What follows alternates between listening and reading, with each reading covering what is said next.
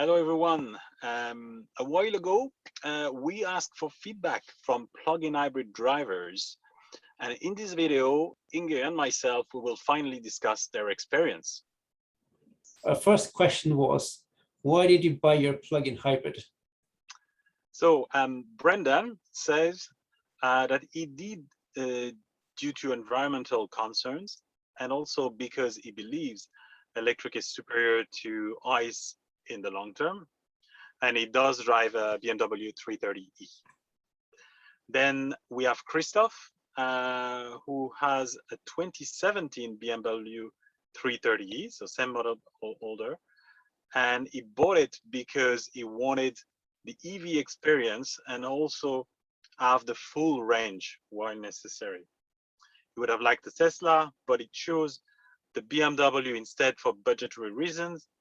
He also says that the charging network in Ireland is only just starting to develop. He did use EV route planners to see how his journey from Dublin all the way to Dingle would look like in an EV, and it was not good enough for him. Simon said he needed to replace an old car and didn't have the budget to buy a BEV with a range of about 200 kilometers. So he bought a Vauxhall Ampera.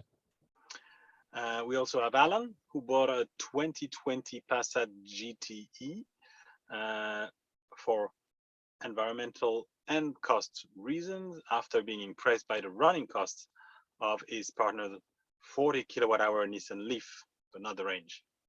So this is his second PHEV, and the first one was the Kia Niro, very popular. Mike has been driving a Peugeot 3008 since January 2021. He had an issue with his previous car and needed a new one fast. He found it hard to justify the premium for a BEV compared to the equivalent plug-in hybrid.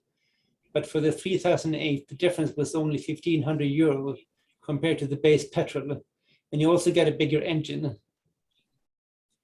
Then we have Paul.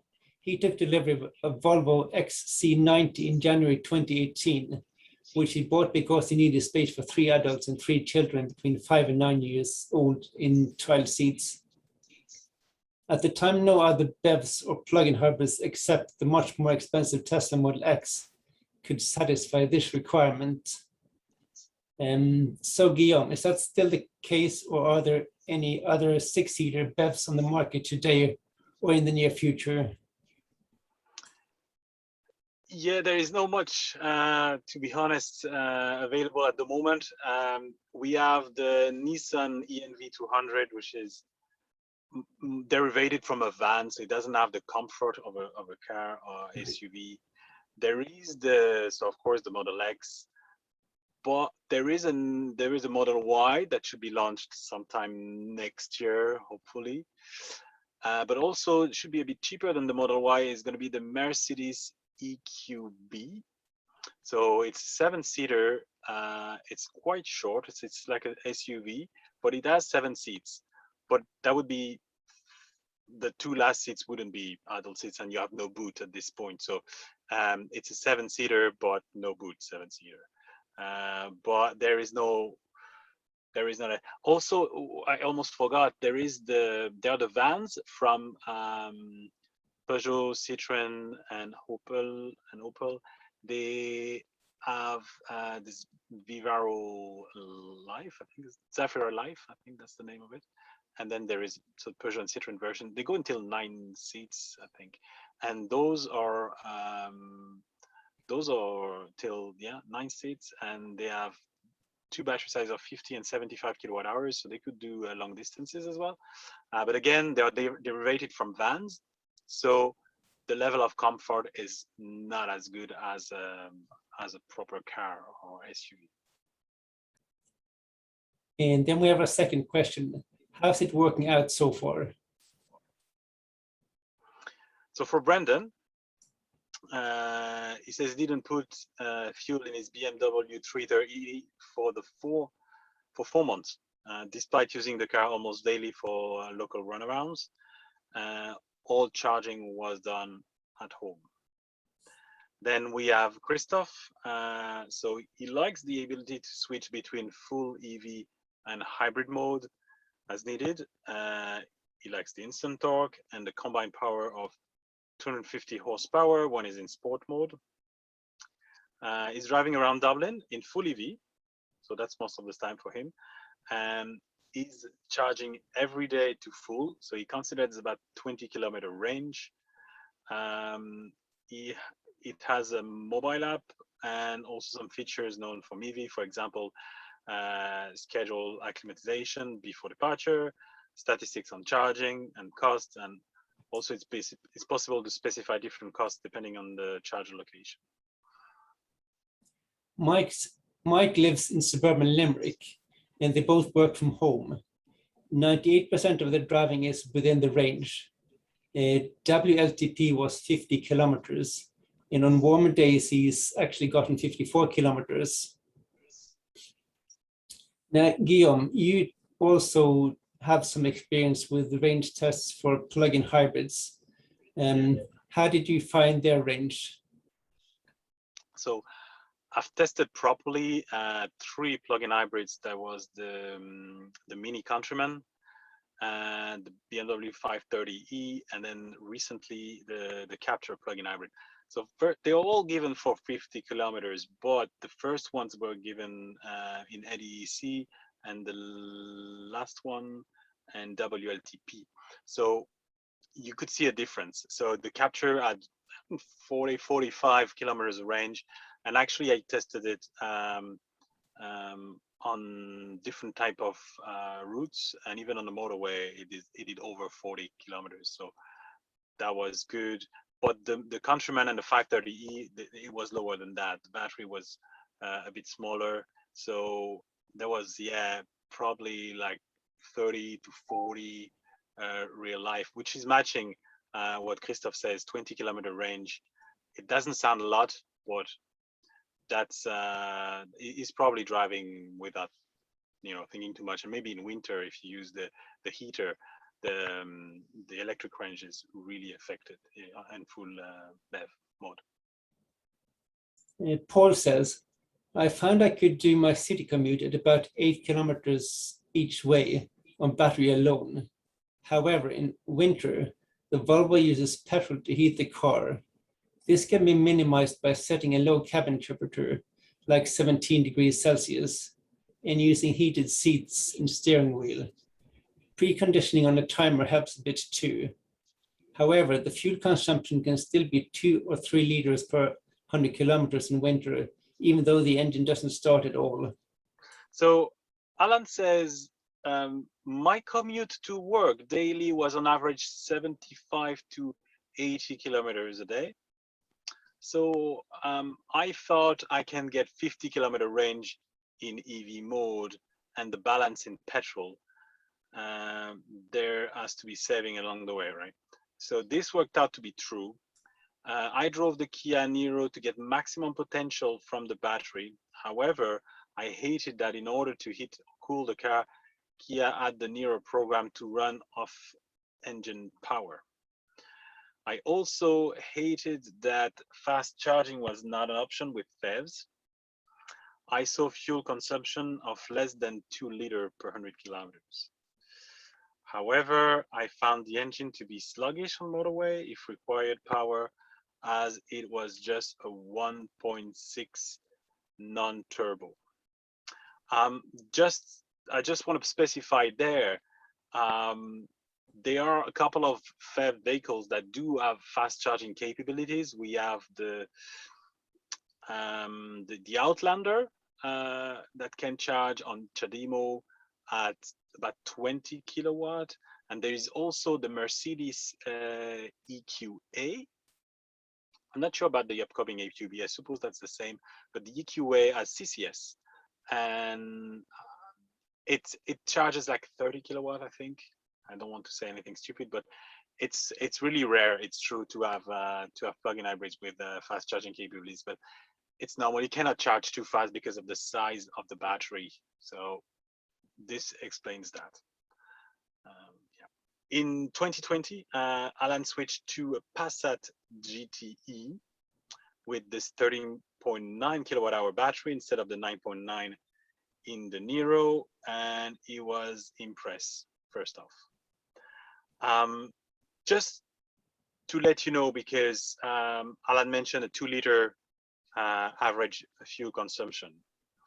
We're going to quote some other fuel consumption, and you might hear by salespeople or by users, oh, I'm doing 1.5, 4-liter, 2-liter. But it's very difficult to judge that number, because obviously it depends how much you recharge your car. If you recharge every day your car and you barely never use the petrol, then your fuel consumption is going to be very low. But if you use a bit of it every day, then it's going to be high, maybe 3-4 liters. So don't pay too much attention to these figures unless you know what percentage of the mileage they are doing with the petrol versus electricity. This number is not very relevant. So yes, just be careful of that. My advice would be to look at manufacturers' WLTP information, because you can compare that information to each other. There are standardized tests, so you can compare this to each other, and you can assume the efficiency of a vehicle compared to the other. You can say, well, this one seems to be 10%, 20% more efficient than that other one. I think that's the best thing to do, rather than using those liter per 100 kilometers.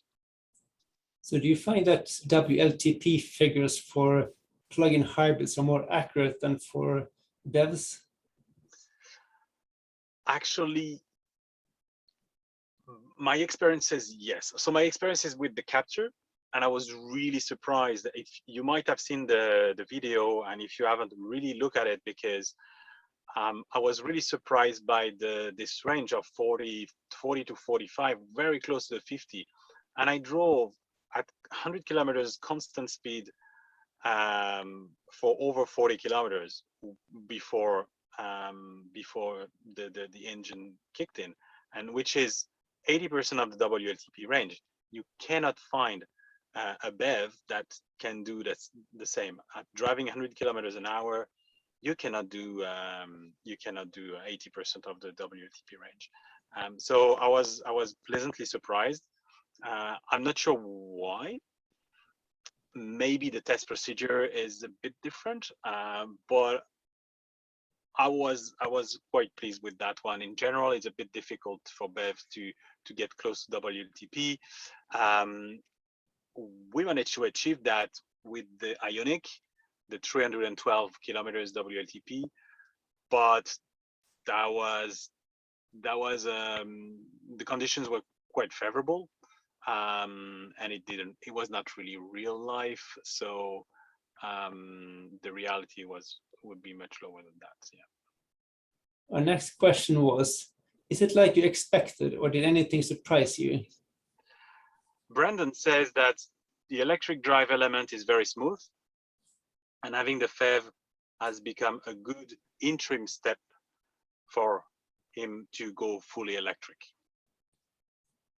And Simon says, better than expected. The Vauxhall Ampere is great to drive, and we have availed of the SEAI grant to get an untethered charge point.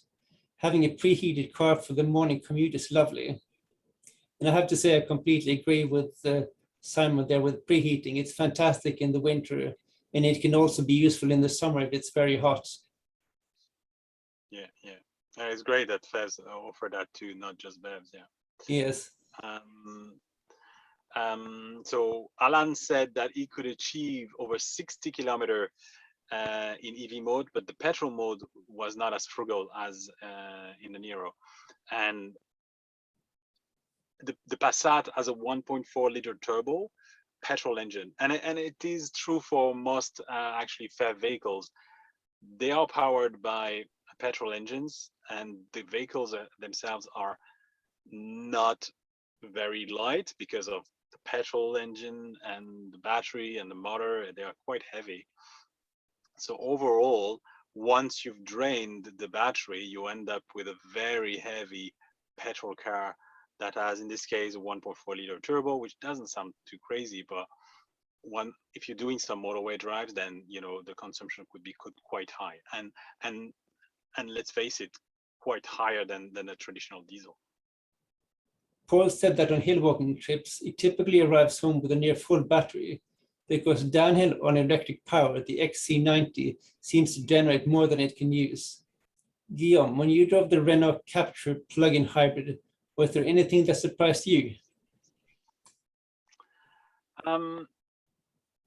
There was a couple of things. Well, one big thing that surprised me that is the fact that this has two gears for the electric motor. So at around 75 kilometers an hour, you could slightly feel the gearbox putting a second gear, and so it helped the consumption being lower at higher speed. So I thought that was pretty cool, because I know the Taycan has two gears, but I don't think any other EV in BEVs anyway, as far as I know, as this technology. And yeah, so I was really surprised by that, and I read about it, and then I actually experienced it, because you could slightly feel if you really pay attention.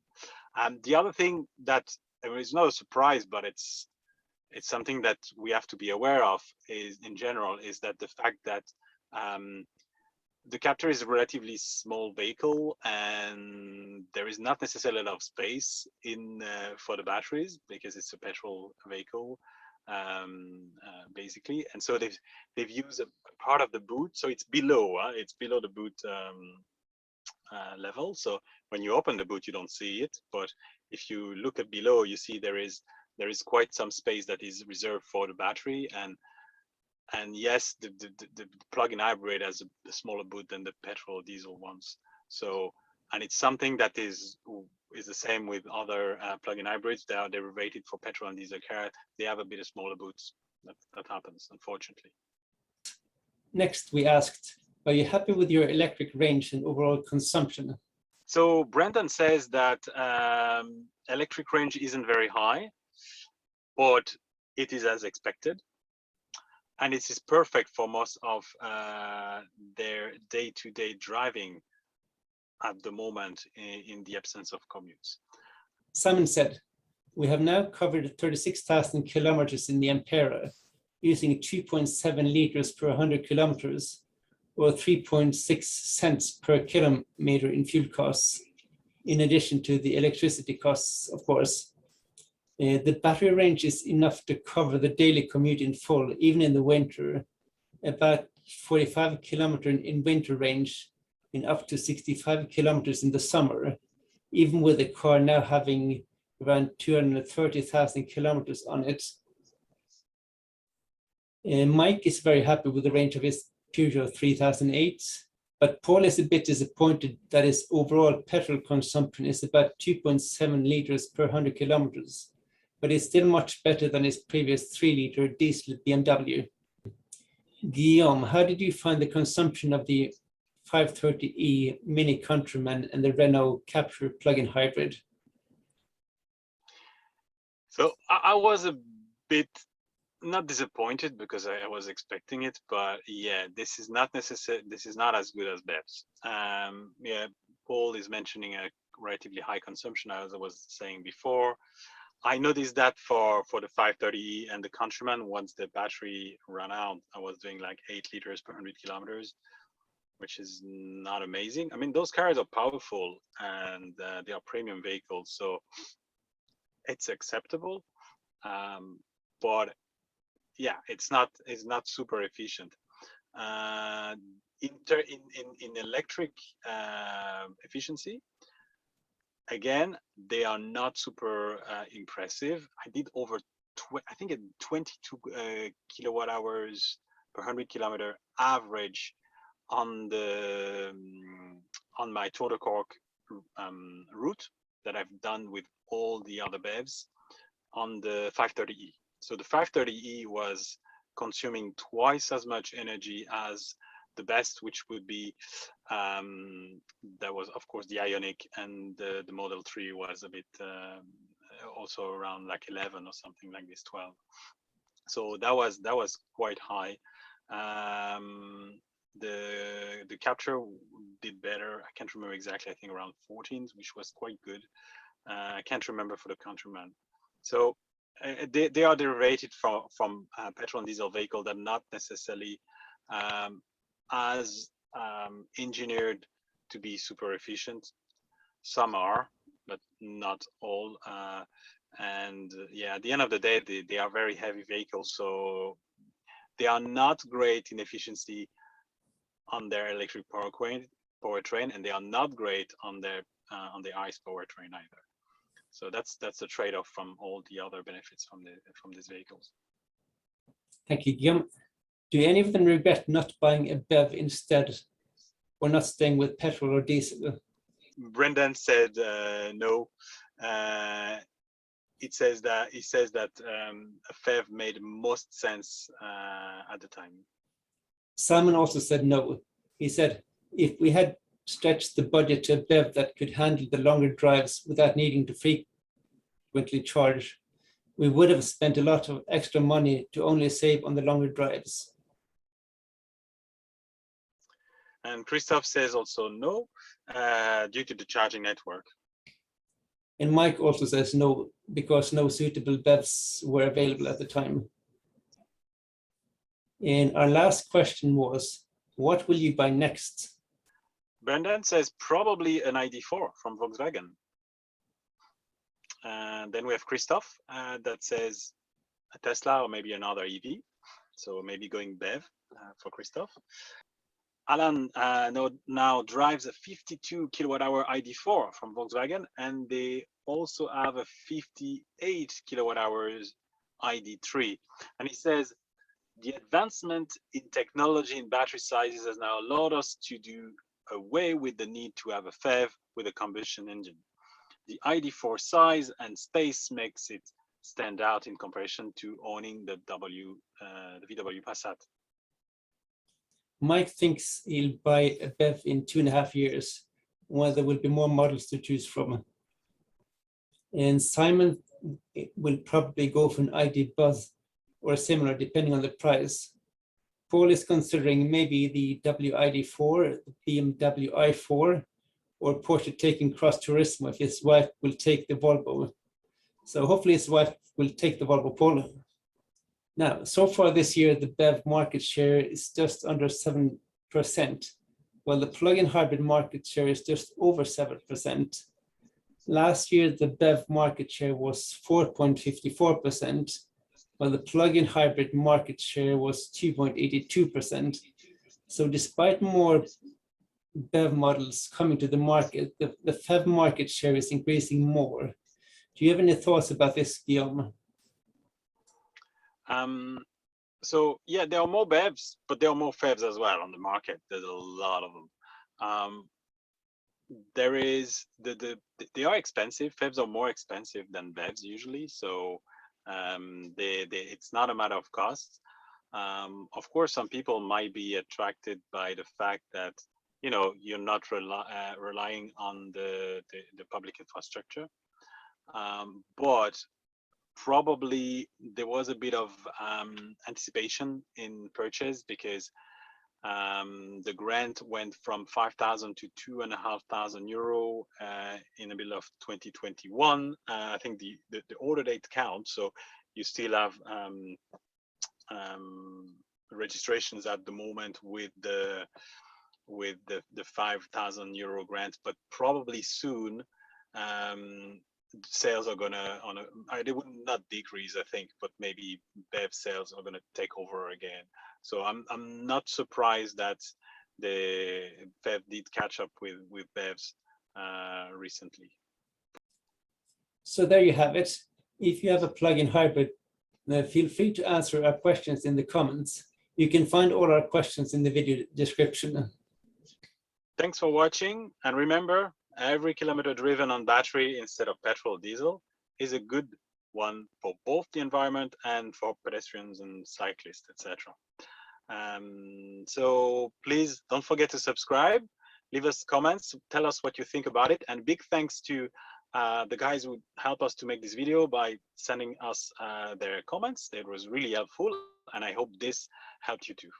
Thank you, and bye. Bye.